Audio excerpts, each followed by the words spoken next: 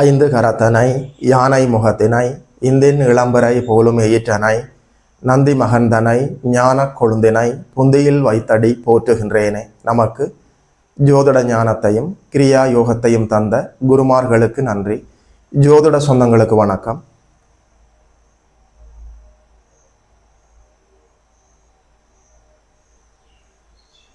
இன்றைக்கு இந்த பதிவில் 2026ஆம் ஆண்டு ஜூன் மாதம் 2ஆம் தேதி அளவில் நடக்க இருக்கிற குரு பயிற்சி பலன்கள் மேசராசிக்காரர்களுக்கு என்னென்ன நன்மைகளை எல்லாம் கொண்டு வந்திருக்கிறதுன்னு சொல்லி பார்க்கலாம். மேசம் என்று சொல்கிற போது செவ்வாயினுடைய வீடு, அஸ்வினி பரணி கார்த்திகை நட்சத்திரங்கள் அங்கே இருக்கிறது. சூரியன் அங்குதான் உச்சமடைகிறார், சனி அங்குதான் நீச்சமடைகிறார். குல தெய்வத்துக்கு காரகர் சனி பகவான் மேசத்தில் நீச்சமடைகிறார். குலதெய்வத்தை வணங்க வணங்க வணங்க வணங்க உங்களை யாரும் அசைக்க முடியாது. ஒருவேளை குலதெய்வம் தெரியாதவர்கள் ஏதாவது ஒரு குலதெய்வத்தை தொடர்ந்து நீங்கள் வணங்கி வருகிற போது நற்பலன்களை பெற முடியும். குலதெய்வ வணக்கம் மேசராசிக்காரர்களுக்கு ஈடு இணையற்ற நற்பலன்களை கொண்டு வந்து தரும்.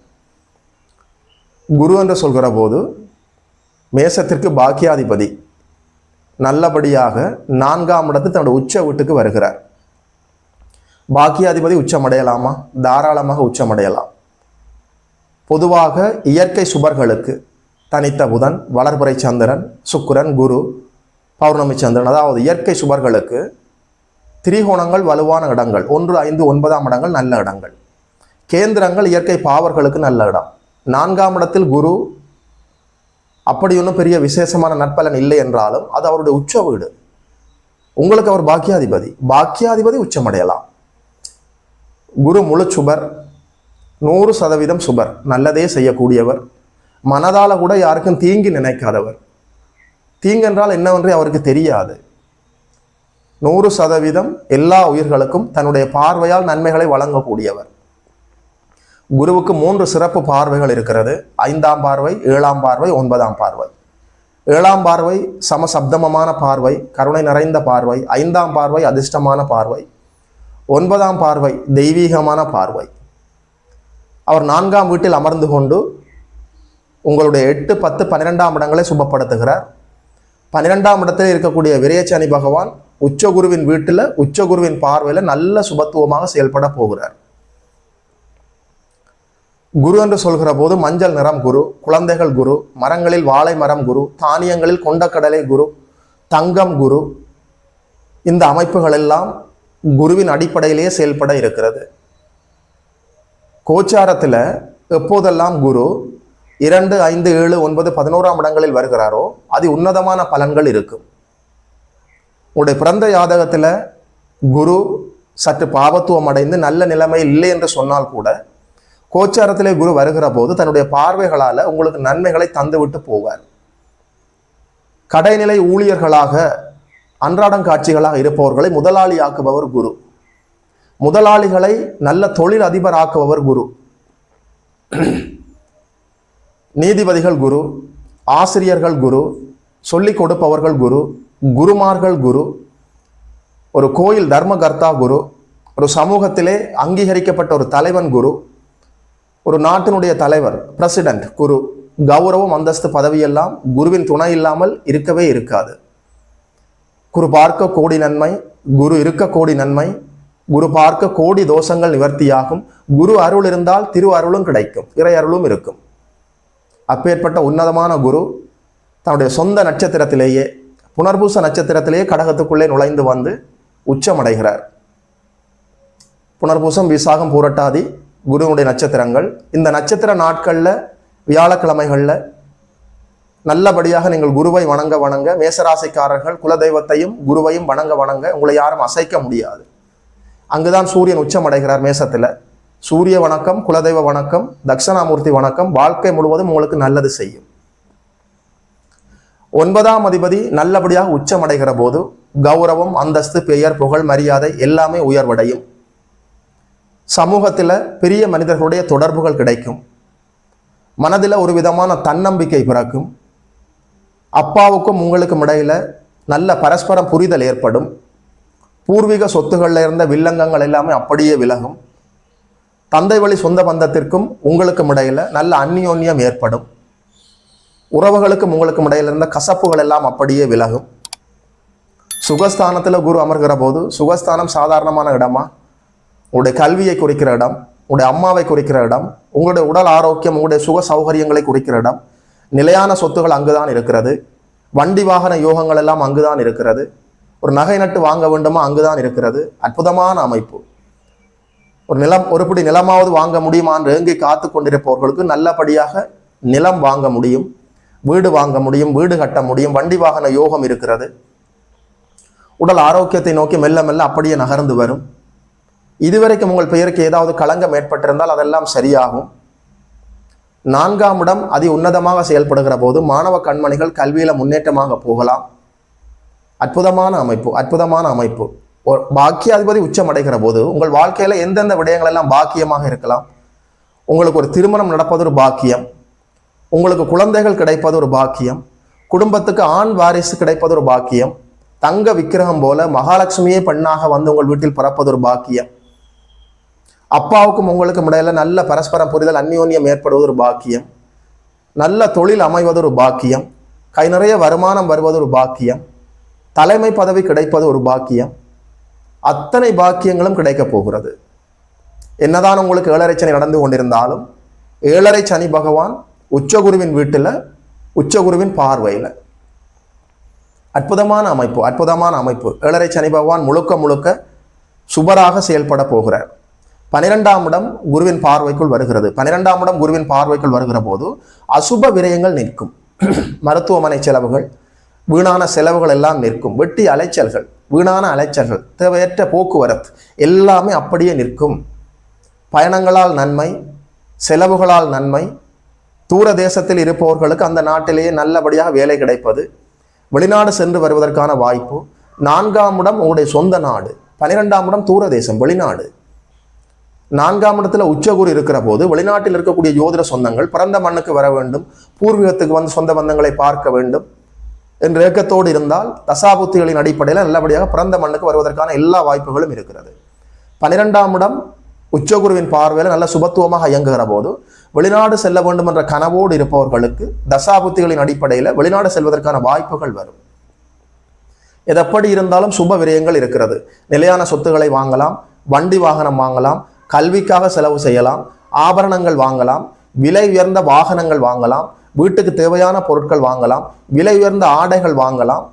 வாழ்க்கைக்கு தேவையான அற்புதமான விடயங்களை எல்லாம் பணம் கொடுத்து வாங்குவதற்கு சரியான காலம். சுப விரயங்கள் நிறைவாக இருக்கிறது என்றால் வருமானம் வர வேண்டுமே. உங்களுக்கு பாக்கியாதிபதியாக அவர் உச்சம் அடைந்திருக்கிறார் தனகாரகர் குரு. இதுவரைக்கும் கையில பணத்தை பார்க்காதவர்கள் கை நிறைய நல்ல வருமானத்தை, பணத்தை பார்க்க போகிறீர்கள். 7.5 சனி பகவானுடைய கொட்டம் அடங்குகிறது. பாக்கியாதிபதி உச்சமடைந்து விட்டார். சுகஸ்தானம் வலுவாக இருக்கிறது. 8, 10, 12ஆம் இடங்கள் குருவின் பார்வையில் இருக்கிறது. 12ஆம் இடம் நல்ல சுபத்துவமாக இருக்கிற போது வெளிநாட்டு அமைப்புகளில் ஏற்றுமதி இறக்குமதி வர்த்தகத்தில் நீங்கள் ஈடுபட்டு கொண்டிருந்தால் கணிசமான லாபத்தை நிச்சயமாக பார்க்கலாம். அற்புதமான அமைப்பு. 10ஆம் இடம் சாதாரணமான இடமா? கர்மஸ்தானம், தொழில் ஸ்தானம், ஜீவனஸ்தானம், உத்தியோகஸ்தானம் அற்புதமாக இருக்கிறது. ஒரு மனிதனுக்கு தொழில் மட்டும் நல்லபடியாக அமைந்து நல்லதொரு வருமானம் வந்து விட்டாலே வாழ்க்கையில முக்காவாசி பிரச்சனை தீர்ந்து போயிடுமே. நல்ல தொழில் அமைய போகிறது. சனிதானே உங்களுக்கு அதாவது வேலைக்காரன், நல்ல வேலைக்காரர்கள் கிடைப்பார்கள். சனி பகவானுக்கு உச்சகுருவின் வீட்டில், உச்சகுருவின் பார்வையில் நல்ல வேலைக்காரர்கள் கிடைப்பார்கள். தொழிலில் முன்னேற்றமாக போகலாம். ஏற்கனவே தொழிலில் இருப்பவர்கள் ஒரு வேலைக்கு நகரலாமா என்று நீங்கள் நினைத்தால் நிச்சயமாக தொழிலை கைவிட்டு விட்டு வேலைக்கும் வர முடியும். 6ஆம் இடத்துக்கு சனி பார்வை இருக்கிறது. அவர் இப்போது சுபத்துவ சனியாக 6ஆம் இடத்தை பார்த்து கெடுக்கக்கூடிய சனியாக இல்லை. கை நிறைய சம்பளத்தோட நல்ல வேலை கிடைக்கும். ப்ரமோஷன், இன்க்ரிமெண்ட், உத்தியோக உயர்வு, சம்பள உயர்வு எல்லாமே கிடைப்பதற்கான எல்லா வாய்ப்புகளும் இருக்கிறது. அரசு வேலைக்காக காத்து கொண்டிருந்தவர்களுக்கு அரசு வேலை கிடைக்கும். தனியார் துறையில வேலை செய்து கொண்டிருப்பவர்களுக்கு நல்ல பீஸ்ஃபுல்லான இடத்துல, நல்லதொரு நேச்சுரல் என்விரான்மெண்ட், ஒரு இயற்கையான சூழல்ல, மனசுக்கு பிடிச்ச இடத்துல, கை நிறைய சம்பளத்தோட நிறைவான ஒரு வேலை. வேலைக்கு போகிற பெண்களுக்கு அற்புதமான காலம். நல்ல வேலை கிடைக்கும். வேலை செய்கிற இடத்துல உங்களுக்கு நல்ல கௌரவம், அந்தஸ்து கிடைக்கும். உத்தியோகத்தில் உயர்வு கிடைக்கும். சம்பள உயர்வு கிடைக்கும். உங்களுக்கு பிடிச்ச இடத்துக்கு இடமாற்றம் கிடைக்கும். 10ஆம் இட மாற்றங்கள், நிச்சயமா மாற்றங்களும் வளர்ச்சிகளும் முன்னேற்றங்களும் உண்டு. இடமாற்றம், தொழில் மாற்றம், உத்தியோக மாற்றம், இருப்பிட மாற்றம், வேலை மாற்றம் எல்லாமே நடந்தாலும் எல்லாமே உங்களுக்கு பிடித்த நல்ல மாற்றங்களாக இருக்கும். லொக்கேஷன் சேஞ்ச் பெரும்பாலானவர்கள் தசாபுத்தியின் அடிப்படையில் கிடைப்பதற்கு வாய்ப்பு இருக்கிறது. புதிய தொழிலை ஆரம்பிக்கலாம். ஏற்கனவே செய்து கொண்டிருக்கிற தொழிலை விரிவுபடுத்தலாம்.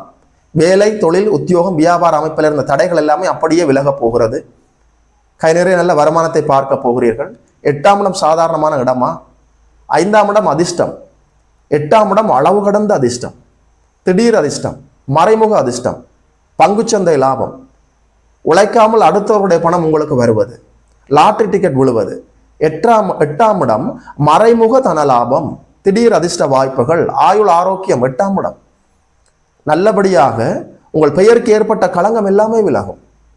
8ஆம் இடம் நல்ல சுபத்துவமாக இயங்குகிற போது, 8ஆம் அதிபதி சுபராக உச்சமடைகிற போது, இதுவரைக்கும் உங்கள் பெயருக்கு ஏதாவது அவமானம் ஏற்பட்டிருந்தால் உங்கள் அவமானங்கள் எல்லாமே துடைக்கப்படும்.